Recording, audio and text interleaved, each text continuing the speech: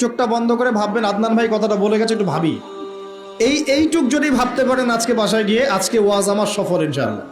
এই যে 200 কিলো আসছি, আবার 200 কিলো যাব, ইনশাআল্লাহ সফল।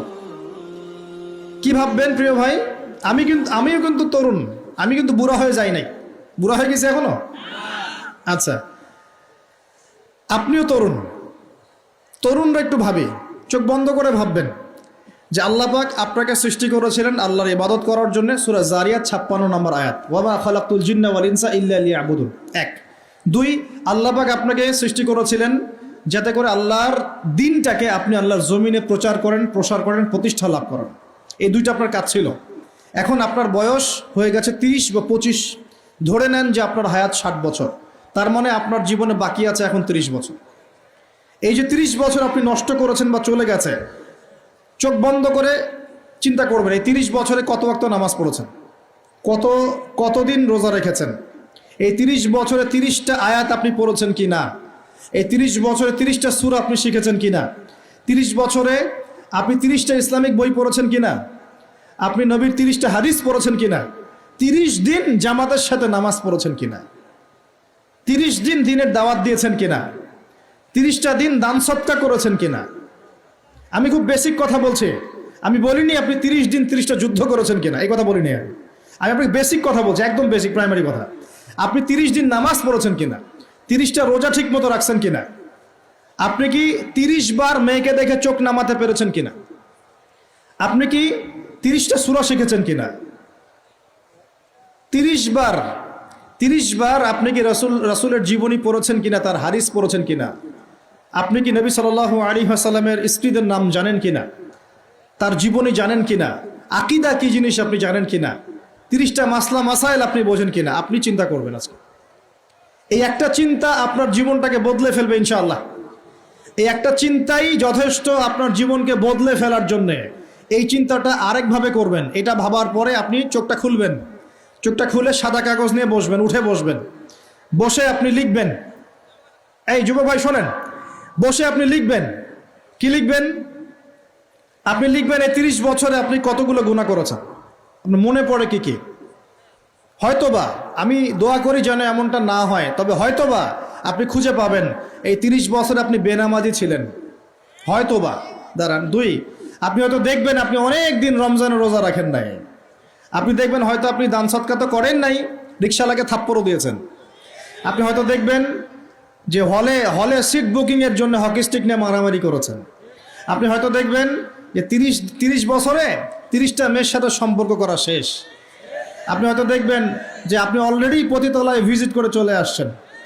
আপনি 30 দিন, এই 30 বছরে 30 বার কমপক্ষে এই মাদকের আসরে বসেছিলেন, এবং 30 বছরের বহু সময় আপনি অনলাইনে নষ্ট করেছেন, পর্নোগ্রাফি দেখে নষ্ট করেছেন, গোপনে পাপ করেছেন, হ্যাঁ, আর অনেক কিছুই করেছেন। আপনি হয়তো এটা খুঁজে পাবেন। মিথ্যা বলেছেন, প্রতারণা করেছেন, মাপে কম দিয়েছেন, অন্যের উপর অত্যাচার করেছেন। আপনি আপনার যৌবনকে কাজে লাগিয়ে, এই শক্তিটাকে কাজে লাগিয়ে আপনি ইসলামের বিরুদ্ধাচরণও করেছেন, হয়তো এটাও পাবেন। এই একটা চিন্তা যদি করতে পারেন, এখন আপনার সামনে এখন রাস্তা দুটা। আপনার বাকি বয়স আছে এখন 30 বছর। ওয়াল আসরি, সময়ের কসম, আপনার সময়, আপনার জীবনের সময়টাকে মূল্যায়ন করতে হবে। সময়ের কসম, হয় যদি আমার 30 বছর বাকি থাকে, এখন এই বাকি যে আছে কি না আমিও জানি না, কেউ জানে? অনিশ্চিত পরীক্ষার হল, কেউ জানে না খাতা কখন কেড়ে নেওয়া হবে। আর এটা কারাগারের জীবন, মানে কারাগারে বসে কেউ নিজের মন গড়া পদ্ধতিতে চলতে পারে না, যেরকম রুটিন সেরকম চলতে হয়।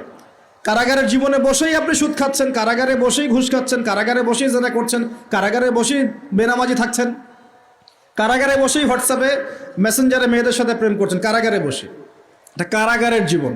তো কারাগারের জীবন যদি বাকি থাকে আর 20-30 বছর, আপনার সামনে এখন রাস্তা 3টা। 1, আপনি কি গতানুগতিক যেভাবে চলেছেন সেভাবেই শেষ করবেন জীবনটা? যদি শেষ করে দেন, তাহলে পৃথিবীর ইতিহাস থেকে আপনার নাম একদিন মুছে যাবে। আপনি একাই কবরে শুয়ে থাকবেন, আপনার আত্মা ইল্লিনে না গিয়ে সিজ্জিনে চলে যাবে। পৃথিবীর কোনো মানুষ আপনাকে মনে রাখবে না, আপনি একাই আযাব ভোগ করতে থাকবেন, কেউ আপনাকে বাঁচাতে আসবে না, শেষ। এবং এই আযাব একবার শুরু হলে কোনোদিনও শেষ হবে না, কোনোদিনও না, কবরেও, হাসরেও, বারজাখেও এবং আপনার জাহান্নামেও। এটা একটা অপশন। 2 নম্বর অপশন, আপনি নিজেকে সংশোধন করলেন, সংশোধন করে গতানুগতিক মুসলিম হলেন। গতানুগতিক মুসলিম কেমন?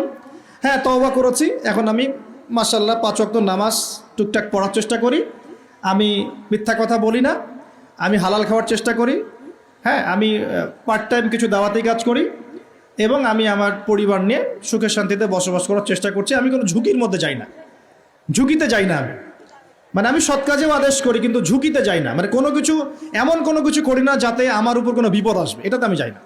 এটা গতানুগতিক মুসলিম চলছে। আর একটা হচ্ছে সমাজ পরিবর্তনকারী মুসলিম। এরা কেমন? এরা নিজেরা তো জ্ঞান অর্জন করেই এবং জ্ঞান অনুযায়ী আমলও করে, তারা সৎ কাজে আদেশও করে, একই সাথে অসৎ কাজে নিষেধও করে, সত্যটাকে নির্ভীকতার সাথে, সাহসিকতার সাথে, হিকমার সাথে সবার সামনে উপস্থাপন করে, আল্লাহর কাছে দোয়া করে এবং সমাজটাকে পরিবর্তন করে ফেলার চেষ্টা করে। এরা হচ্ছে আহসান, সবচেয়ে উত্তম শ্রেণী। কিভাবে বললাম উত্তম শ্রেণী? নবীজি বলছেন তোমাদের সামনে একটা জামানা আসবে, এটাও শেষ জামানা হাদিস। তোমাদের সামনে একটা জামানা আসবে, জামানা সবরিন, কঠিন সবরের জামানা, ইমান ধরে রাখা হাতে জ্বলন্ত আগুন ধরে রাখার মতো হবে। ওই সময় যদি তোমরা কেউ আমার সুন্নতের উপর অটল থাকতে পারো, আমার মৃত সুন্নতকে আবার জীবিত করতে পারো, তাহলে 50 জন শহীদ সাহাবীর নেকি পাবে ইনশাআল্লাহ। এরা সমাজ পরিবর্তনকারী মানুষ। আর ইতিহাসে যারা সমাজ পরিবর্তনকারী মানুষ, তাদের জীবনে পরতে পরতে বিপদ আপদ বলা মুসিবত আসবেই। আমার ছোট্ট গবেষণায় 4টা ক্ষেত্র থেকে আসতে পারে যখন আপনি হকের উপর থাকবেন। 1 নাম্বার, প্রথম বাধা চলে আসবে পরিবার থেকে। কোত্থেকে? পরিবার। আপনি গতানুগতিক মুসলিম হলে আপনি সব জায়গায় পার পেয়ে যাবেন, কিন্তু যদি একটু কঠোরতা প্রয়োগ করেন যে আমি একদম কোরআন সুন্নাহর 100% ফলো করতে চাই, আমি এমন না যে নামাজও পড়ি সুদও খাবো, এমন হব না, আমি নামাজও পড়বো সুদও খাবো না, আমি রোজাও রাখবো, আমি জাকাতও দেব, আমি হজমরাও করব, আল্লাহর বিধানের প্রতি শ্রদ্ধাশীলও থাকবো, আমি চেষ্টা করবো ইসলামটা প্রসার করার প্রতিষ্ঠার চেষ্টা করব। তখন আপনার প্রথম বাধা আসবে পরিবার থেকে। দাড়ি রাখছো কেন? দাড়ি রাখলে তোমাকে এরকম লাগে, হ্যাঁ, তুমি টাকটির উপরে কাপড় কেন পরলে তোমাকে অমন লাগে, আগে তো গিটার বাজাইতা, আগে তো গান গাইতা, আগে মেয়ে নিয়ে থাকতা, ভালো ছিল, এখন কেন সারাদিন বই নিয়ে পড়ে থাকো, ইসলামিক বই নিয়ে পড়ে থাকো, নামাজ নিয়ে পড়ে থাকো? হ্যাঁ, কি পরিবর্তন হলো! বাবা মার টেনশন, এখন পিতামাতার টেনশন। কেউ কেউ এরকম অ্যাডভার্টাইজ বানিয়ে টিভিতে দেখাচ্ছে, এগুলা দেখেন নাই? আগে ছেলে ভালো ছিল, হঠাৎ করে কি পরিবর্তন হয়ে গেল। হ্যাঁ, সুবহানাল্লাহ। আল্লাহর পথে ফিরে আসা মানুষের ক্রাইটেরিয়া এগুলো মেনশন করে করে বলছে, এগুলো দেখা গেলে যোগাযোগ করবেন স্থানীয় কর্তৃপক্ষের সাথে, ওই ছেলের মধ্যে সমস্যা আছে। আস্তাগফিরুল্লাহ, আস্তাগফিরুল্লাহ। একজন ব্যক্তি গিটার বাজাতো, গান গাইতো, মাদকের সাথে ছিল, মেয়ে নিয়ে ফুর্তি করতো, সেখান থেকে এসেছে নামাজ পড়ছে, এই জন্য কি সে জঙ্গি হয়ে যাবে?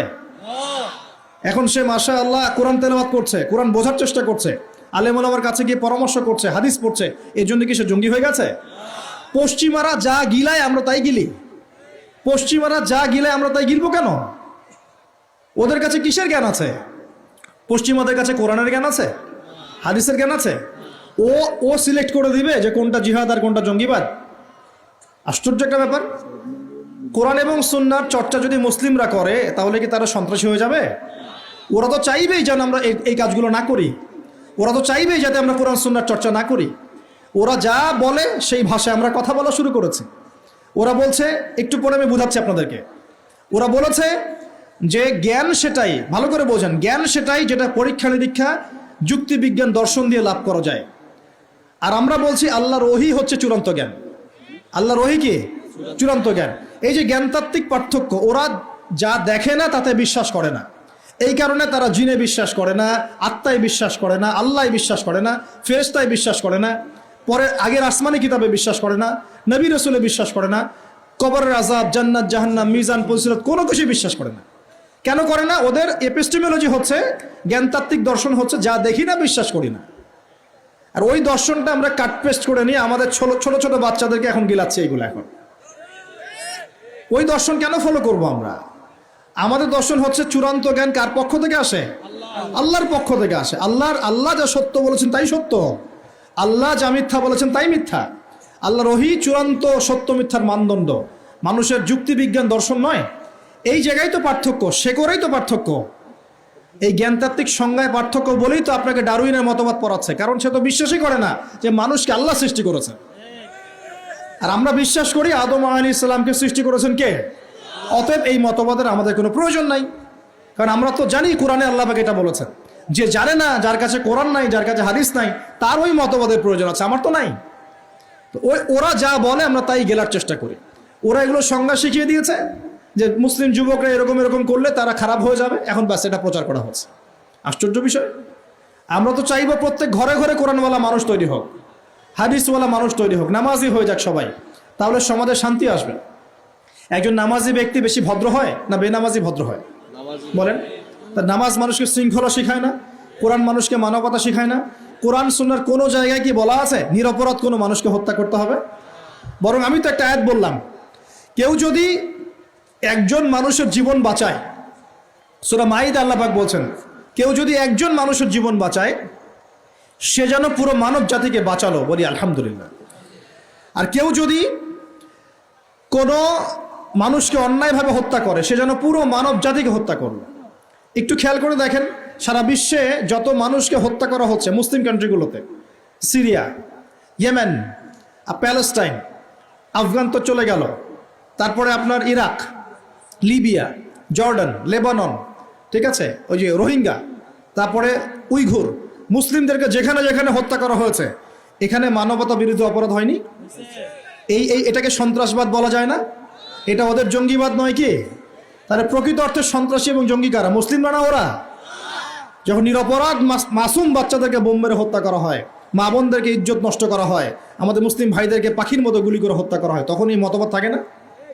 তো এদের কাছ থেকে আমাদেরকে শিখতে হবে কোনটা ন্যায় কোনটা অন্যায়। এগুলো চলতে থাক, কিন্তু এই চলা ইনশাআল্লাহ তাআলা বেশি দিন সাস্টেইন করবে না ইনশাআল্লাহ। কারণ আমরা শেষ জামানার ছাত্র, আমরা জানি যে এই জুলুম ইনশাআল্লাহ তাআলা এই বিশ্বের বেশি দিন থাকবে না ইনশাআল্লাহ। অচিরে আল্লাহ রাব্বুল আলামিন এমন প্রজন্ম আনবেন, এমন নেতা আনবেন যাকে আল্লাহ পাক বলছেন তার নাম হবে মাহদি, এবং তার নাম মুহাম্মদ, তার টাইটেল মাহদি। বাবার নাম আব্দুল্লাহ, মায়ের নাম আমিনা। মুহাম্মদ সাল্লাল্লাহু আলাইহি ওয়াসাল্লামের বংশধর থেকে একজন। তার সাথে আল্লাহ পাক ঈসা আলাইহিস সালামকে পাঠাবেন, এবং তিনি এই পুরো জুলুমের শেকড়টাকে এমনভাবে উপরে ফেলবেন যে 40 বছর তার ন্যায় এবং ইনসাফের শাসন না আসা পর্যন্ত কিয়ামত হবে না ইনশাআল্লাহ। অতএব সামনে অপেক্ষা করছে এই বিজয়ের দিন। খুশি হচ্ছেন না বেজার হচ্ছেন?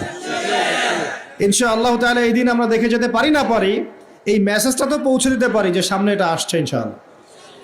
আমাদেরও কিছু দায়িত্ব আছে, আমি সেদিকে পরে আসবো ইনশাআল্লাহ।